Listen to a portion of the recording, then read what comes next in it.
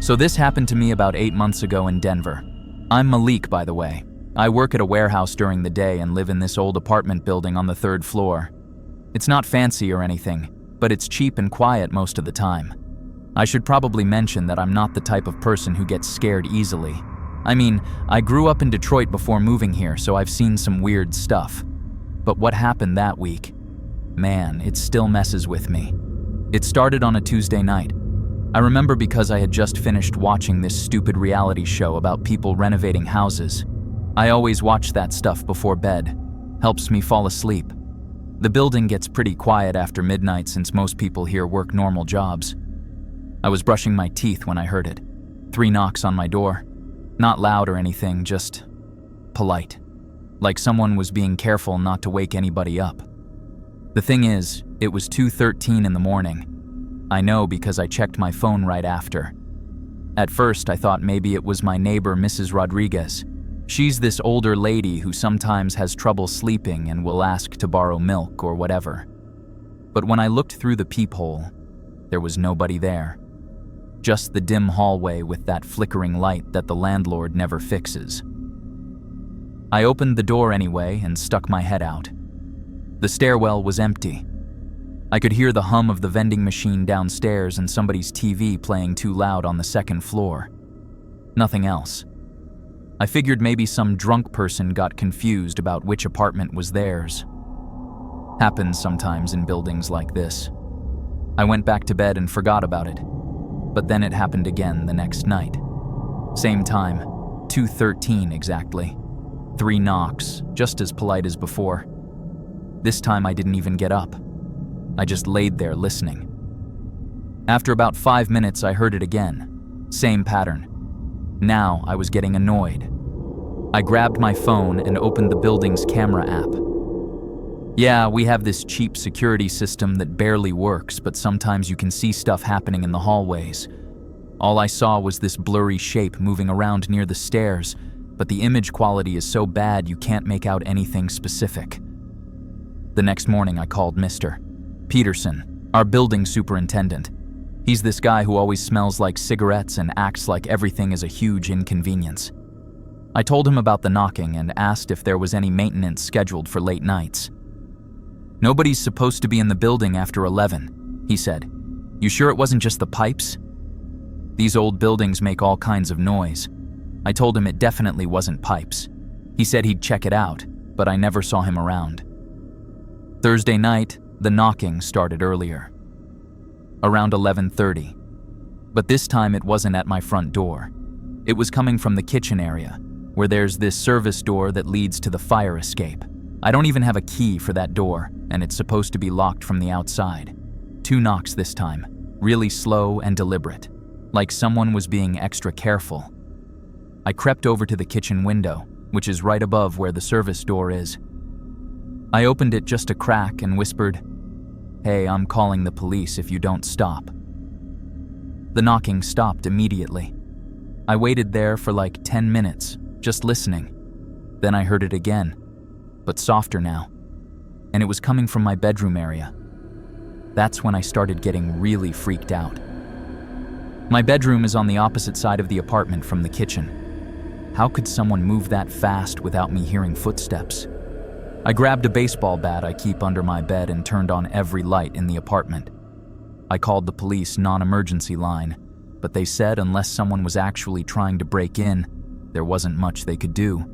They suggested I file a report in the morning. I didn't sleep at all that night. I just sat on my couch with the bat and watched Netflix until the sun came up. Friday, I decided to set up my phone to record in the hallway. I left the light on and propped my door open just a tiny bit so I could hear everything clearly. I also kept the building camera app open on my laptop. Around 2 a.m., I saw something on the camera feed. There was definitely a person on the stair landing, just standing there. The image was too blurry to make out details, but I could see the shadow moving slightly. They stood there for what felt like forever, maybe 15 minutes. Then, the building intercom started buzzing. You know that sound when someone downstairs wants to be let in? Except I wasn't expecting any deliveries, and who the hell delivers anything at 2 a.m.? I checked the intercom panel, and it said there was a delivery for apartment 3B. That's me, but I hadn't ordered anything. I ignored it, and after a few minutes the buzzing stopped.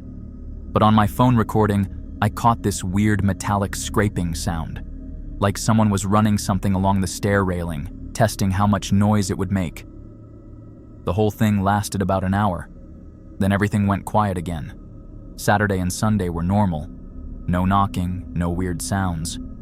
I started thinking maybe whoever it was had moved on to bother someone else. But Monday morning, Mrs. Rodriguez knocked on my door. She looked really upset and asked if I'd seen anyone strange around the building. Turns out someone had tried to break into the storage closet near her apartment. There were pry marks all around the lock. That afternoon, the landlord sent an email to everyone saying they'd found some kind of tool hidden behind the plants in the lobby. A cheap multi-tool that looked like it had been used to mess with locks. I forwarded all my recordings to the police, and this time they actually took it seriously. Turns out there had been a bunch of break-ins in the neighborhood over the past month. All apartment buildings, all the same pattern. The detective explained it to me. He said criminals sometimes use this technique where they knock on doors late at night to figure out who's home and who's alert. The 3-tap thing is apparently common because it sounds polite, not threatening. They're testing to see if people will open the door without looking properly. He said the person was probably casing the building, trying different ways to get in. The service door knocking was them testing other entry points. The intercom buzzing was to see if I'd come downstairs and leave my apartment unlocked. They never caught the guy, but the break-ins in the area stopped after that week. The detective thinks they probably moved on to a different neighborhood. I still live in the same apartment, but things are different now. I bought better locks for both my front door and that service door in the kitchen. I also installed a small security camera that connects to my phone so I can check the hallway anytime I want. The camera was expensive, but it was worth it for my peace of mind. I replaced all my door hinges too, because the old ones were squeaky, and I wanted to make sure I could open doors quietly if I needed to. I even bought blackout curtains for my bedroom so nobody can see lights or movement from outside. Sometimes, late at night when I'm watching TV or trying to fall asleep, I think I hear that metallic scraping sound again. It's probably just the building settling or the heating system making noise, but it always makes me check my phone camera feed just to be sure. The weird thing is, I still set an alarm for 2:13 a.m. sometimes, just to wake up and listen. I know it sounds crazy, but I want to make sure I'm alert if it ever starts happening again. Old habits die hard, I guess.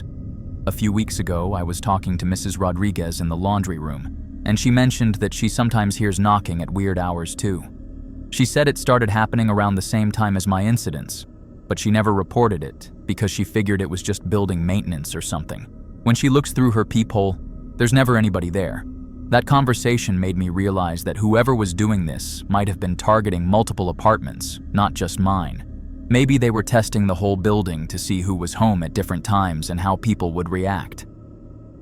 The college students downstairs moved out about a month after all this happened. I don't know if it was related, but I always wondered if they experienced something similar and just decided to find a different place to live. Maybe it really was just someone casing the building for break-ins and they moved on when the heat got too high. Or maybe that person is still out there somewhere, in a different neighborhood, testing doors and watching windows and figuring out people's routines.